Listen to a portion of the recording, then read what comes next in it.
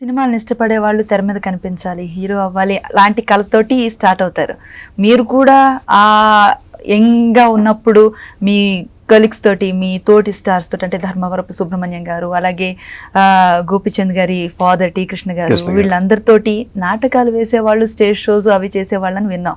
మీకు కూడా అంతర్లీనంగా నాయకుడుగా అవ్వాలి, కథానాయకుడిగా మారాలనే కోరిక ఉండేదంటారా? అస్సలు లేదండి. సినిమా ఆర్టిస్ట్ అవ్వాలి అంటే హీరో విలన్ ఒక మంచి ఆర్టిస్ట్ ఉండాలంటే దానికి ఒక సపరేట్ పర్సనాలిటీ ఉండాలి, మంచి ఫేస్ ఉండాలి, మంచి ముక్కు ఉండాలి, ఆ హైట్ అట్లా ఉండాలి. అట్లా అని నాకు ఎప్పుడు ఆలోచనే లేదు. ఎందుకంటే మనం పనికిరాం అనేది నేనే డెసిషన్ తీసుకున్నాను. బట్ డ్రామాలు వేసామండి మీరు చెప్పినట్టు. మాదాల రంగారావు గారు, టి కృష్ణ, మాకు సీనియర్స్ బాగా. రంగారావు గారు నేను కాలేజ్కి వచ్చేటప్పటికి ఆయన కాలేజ్ నుంచి యూనివర్సిటీకి వెళ్ళారు. టి కృష్ణ గారు నాకంటే 2 years సీనియర్. అంటే ఆ టి కృష్ణ గారి నాటికలు చూడాలన్నా అంటే బాగా ఇష్టం నాకు. కృష్ణ గారు, రంగారావు గారు అంటే మంచుతెర ఆ నాటికి వేసేవాళ్ళు కృష్ణ గారు. అంటే ఎంత బాగా యాక్ట్ చేసేవాళ్ళు. ఆయన రిహార్సల్స్ చూడటానికి వెళ్ళేవాళ్ళం. స్టేజ్ మీద ముందు రిహార్సల్ చూడటానికి వెళ్తే అక్కడే ఏడిపించేవాడు ఆయన. అంత అద్భుతమైన ఆర్టిస్టు, అద్భుతమైన డైరెక్టర్. మన ఈ తరం పిక్చర్స్ బాబురావు నేను కలిసి డ్రామాలు వేసాం. గుంటూరు ట్యూటోరియల్ కాలేజ్ చదువుకునేవాడిని. చదువుకుంటే 3 కాలేజీల నుంచి కాంపిటీషన్ వచ్చింది, అదే పోటీ వస్తే అక్కడ మేమే ఒక నాటికి అనుకొని చేస్తే నాకు బెస్ట్ ఆర్టిస్ట్, ఇది బెస్ట్ డైరెక్టర్ కూడా వచ్చినట్టుంది. అట్లా ఆ 3 మాకు వచ్చింది.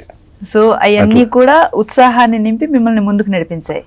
మద్రాసు వెళ్తే ఎలా ఉంటుందని ఎందుకు వచ్చింది అనుకోని కూడా కాదండి, ఏదో ఖాళీగా చేసిన ఆలోచనలో అదొకటి తట్టింది, ఎందుకో అనిపించింది. దానికి కారణం కూడా అంతకుముందు టి కృష్ణ గారు మద్రాసు వెళ్ళి అసిస్టెంట్ డైరెక్టర్ గా పనిచేసి రామనేడి గారి దగ్గర, ఆ సినిమా కంప్లీట్ అయిన మళ్ళీ వచ్చి టొబాకో బిజినెస్ చేస్తున్నారు.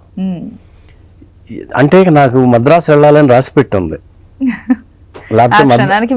కలిగింది కృష్ణ గారు వెళ్ళారు అనేది మనసులో ఉండింది. బట్ ఆ రూమ్ లోకి వెళ్ళే వరకు కూడా నాకు ఇట్లా వెళ్ళాలి అట్లా ఆలోచనలు ఏమీ లేవు. అప్పుడు కనిపించి సరే మా నాన్నగారిని అడుగుదాం, డెఫినెట్గా తిడతారు, వద్దంటారు అని మా విలేజ్ వెళ్ళి మా నాన్నగారు అడిగా, ఇలా వెళ్ళాలనుకుంటున్నాను, మద్రాసు వెళ్తాను, అసిస్టెంట్ డైరెక్టర్ చేస్తానంటే సరే తీసుకెళ్తా అన్నారు. సులువైపోయింది మీ పని. డైరెక్టర్ భీమ్ సింగ్ గారి స్టూడియో ఉంది, ఆ స్టూడియో మేనేజర్ వాళ్ళకి తెలుసు. ఆయన ఒక లెటర్ ఇస్తే ఆ లెటర్ తీసుకొని ఇదంతా 3-4 days లోనే జరిగిపోయింది. వెంట వెంటనే 4th day 5th day బయలుదేరి వెళ్ళిపోయి ఆయనకు చూపిస్తే సరే అని చెప్పి ఆయన పిసి రెడ్డి గారి దగ్గర తీసుకెళ్ళి ఆ పిసి రెడ్డి గారికి అప్పుడు మంచి మానవుడు దానవుడు మంచి సినిమాలు చేస్తున్నారు.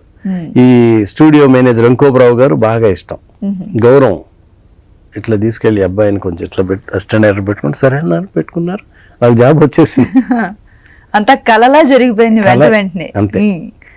నాకు ఇండస్ట్రీలో ఏ నౌకలు అంటారు చూడండి, అలా రాసి పెట్టాను, అవి కలెక్ట్ చేసుకోవడానికి మీరు వెళ్ళారు. అంతే.